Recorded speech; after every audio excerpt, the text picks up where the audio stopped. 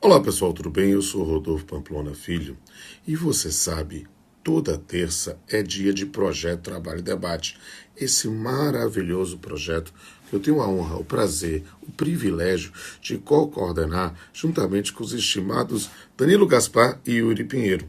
E hoje quem vai responder é um talentosíssimo colega de magistratura e de magistério que eu tive a honra de ter como meu aluno e orientando na graduação. É o estimado, querido, o talentosíssimo Joalvo Magalhães. Olha, o perfil dele é @Joalvo Magalhães, o nome dele. E você vai ver lá a resposta à seguinte pergunta, que é a minha cara, pensando na interface do direito do trabalho com o direito civil. O contrato de trabalho pode vigorar sob condição suspensiva ou resolutiva? Olá pessoal, hoje é terça-feira, dia do projeto Trabalho em Debate, coordenado pelos professores Danilo Gaspar, Yuri Pinheiro e Rodolfo Pamplona Filho. No episódio de hoje, coube a mim responder a seguinte indagação: contrato de trabalho pode vigorar sob condição suspensiva ou resolutiva? Bom, para respondermos esse questionamento, temos que lembrar, primeiramente, daquela chamada escada pontiana, proposta ali do Pontes de Miranda, que divide os planos de existência, validade e eficácia do negócio jurídico. Contrato de trabalho é um negócio jurídico, é um contrato, e, portanto, é também um negócio jurídico. E a ele se aplicam as normas ali pertinentes do Código Civil, bem como doutrina correlata também, claro, desde que compatível com a sua natureza de contrato de trabalho. Bom, nesse sentido, nos atendo aqui aos chamados elementos acidentais do negócio jurídico, que estão no plano da eficácia, temos basicamente o termo, a condição e o encargo. O encargo diz respeito, no mais das vezes, a contratos gratuitos, ou seja, negócios jurídicos não onerosos. Como nós sabemos, o contrato de trabalho tem como uma característica fundante, um elemento mesmo da constituição da relação de emprego, a onerosidade. Daí porque a doutrina, via de regra, descarta a possibilidade de se inserir um encargo ou modo no âmbito do contrato de trabalho. Nos resta, então, no plano de eficácia do negócio jurídico, analisar a possibilidade de cabimento do termo e da condição no contrato de trabalho. O que é termo, o que é condição? O Código Civil disciplina. Termo é o evento futuro e certo, enquanto que a condição é o evento futuro e incerto. A diferença básica, portanto, entre termo e condição é a certeza do acontecimento. O evento a que se refere o termo, ele vai acontecer. Há uma certeza de que ele vai acontecer. Embora muitas vezes não saiba quando ele vai acontecer. Daí a divisão entre termo certo e termo incerto. Ambos já se sabe de antemão que serão implementados, mas o termo certo se sabe exatamente o momento em que ele se dará. Ao passo em que no termo incerto, embora se saiba que ele vai acontecer, não se sabe o momento exatamente.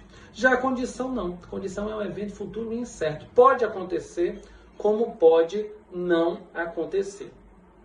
Ainda sobre o termo, ele pode ser dividido em termo inicial e termo final. Paralelamente, por simetria, a condição se divide em condição suspensiva e condição resolutiva. O termo inicial e a condição suspensiva, eles fazem com que um contrato já celebrado ainda não produza efeitos. Esse contrato só iria produzir efeitos depois de implementado o termo inicial ou a condição suspensiva. Já a condição resolutiva e o termo final dizem respeito à extinção do contrato. Então, esse contrato é celebrado, ele começa em vigor, ele começa a entrar em vigor imediatamente, mas a depender do implemento de uma condição resolutiva ou de um termo final, ele perde a sua eficácia, parando aí de vigorar.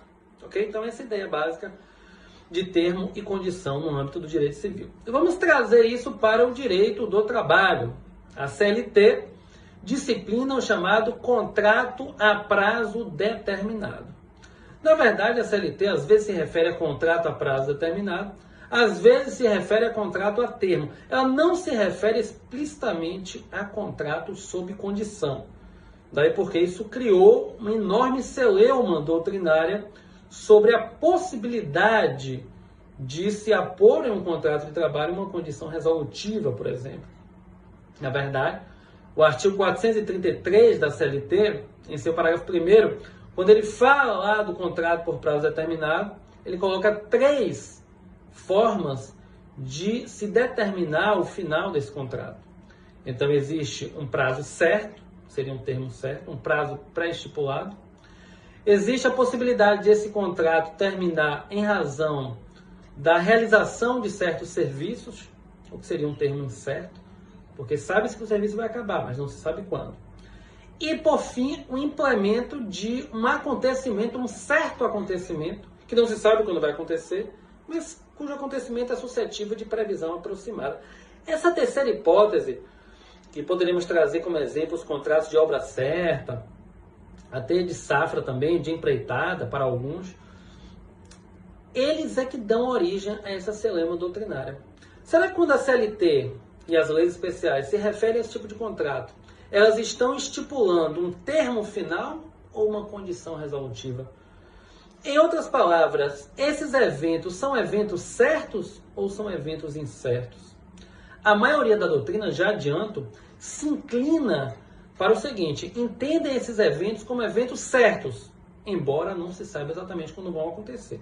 Até porque, de todo modo, terão que respeitar o prazo máximo, no caso dos contratos da CLT, o prazo máximo de 2 anos estipulado na CLT. Então, a posição doutrinária majoritária é de que não cabe no contrato de trabalho condição resolutiva, mas apenas termo final. A única exceção, que aí a doutrina largamente aceita, seria do artigo 475 da CLT. O artigo 475 trata da suspensão do contrato do trabalhador aposentado por invalidez e da possibilidade de se contratar um trabalhador substituto. O contrato de trabalho desse trabalhador substituto ele vai ser regido por uma condição resolutiva, ou seja, assim que o trabalhador substituído retornar da aposentadoria por invalidez, o contrato do substituto estará automaticamente encerrado, claro, desde que ele tenha ciência dessa condição desde o início. Aqui não há como se discutir, não se trata de termo, pois o retorno de uma aposentadoria por invalidez não é um evento certo, está longe de ser um evento certo, muito pelo contrário, a probabilidade maior é de que ele nunca retorne, não há prazo para ele retornar, então estaríamos aí diante de uma típica condição resolutiva. Uma outra situação que traz muito debate doutrinário também é o contrato de experiência. O contrato de experiência já foi defendido tanto sob o aspecto da condição suspensiva, quanto sob o aspecto da condição resolutiva. Já houve quem defendesse, por exemplo, que o contrato de experiência seria uma condição suspensiva do contrato de trabalho. Essa teoria não prosperou, tanto assim que o contrato de experiência, ele, quando tem início, ele já começa a produzir efeitos, os trabalhadores têm direito, carteira assinada, FGTS, férias, 13º, tem todos os direitos. A diferença é apenas na rescisão. Então, ele não espera se passar o contrato de experiência para produzir efeitos. Então, o contrato de experiência está longe de ser uma condição suspensiva. E o contrato de experiência também, ele não é regido por uma condição resolutiva. A experiência em si, se é positiva ou negativa, isso pode até ser uma condição, mas isso não é levado em consideração para o término do contrato. O contrato tem um termo final prefixado. O contrato de 30 dias, 60 dias, de 90 dias, se ele não for renovado, se ele não se transmudar no contrato por prazo determinado, ele vai terminar automaticamente, independente da experiência ser positiva ou ser negativa. Então, o contrato de experiência atualmente se entende que não é exemplo nem de cláusula resolutiva, ou melhor, nem de condição suspensiva e nem de condição resolutiva. Aí você poderia perguntar, mas João, você não falou do termo inicial e nem da condição suspensiva. Bom, muitos doutrinadores entendem que não cabe no direito do trabalho as figuras do termo inicial e da condição suspensiva. Alguns dizem, ora, o objeto do contrato de trabalho é a prestação de um serviço imediato.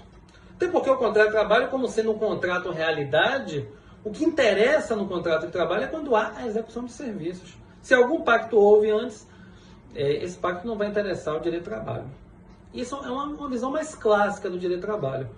Hoje, quando se pensa em responsabilidade pré-contratual, então é possível se pensar em responsabilidade, em obrigações que se iniciem antes da execução do contrato propriamente dito. Daí a gente poderia rever essa ideia. O Código de Trabalho de Portugal, por exemplo, para pegar aqui o direito comparado, ele permite expressamente, desde que seja posta pela vontade das partes, como é característico das condições, ele permite que haja a condição suspensiva, bem como o termo inicial no âmbito do contrato de trabalho. Poderia também, para finalizar, citar condições suspensivas relacionadas à aquisição de determinado direito, pagamento de um prêmio ou pagamento de salário-condição, por exemplo. Evidente que nesse caso não seria uma condição clássica, pois ela não poria fim ao negócio jurídico, ou melhor, ela não sobrestaria o início de efeito do negócio jurídico, mas se referiria apenas a um benefício, uma cláusula específica apenas desse negócio jurídico. Ok, pessoal? Então, essas aí são as possibilidades dentro do contrato de trabalho. Em resumo, a CLT disciplina, no âmbito do contrato de trabalho, o termo final. O contrato de trabalho pode ser regido por um termo final. E também, excepcionalmente, por uma cláusula resolutiva, uma condição resolutiva, no caso do artigo 475 da CLT. Ok? Obrigado pela atenção e até o próximo encontro.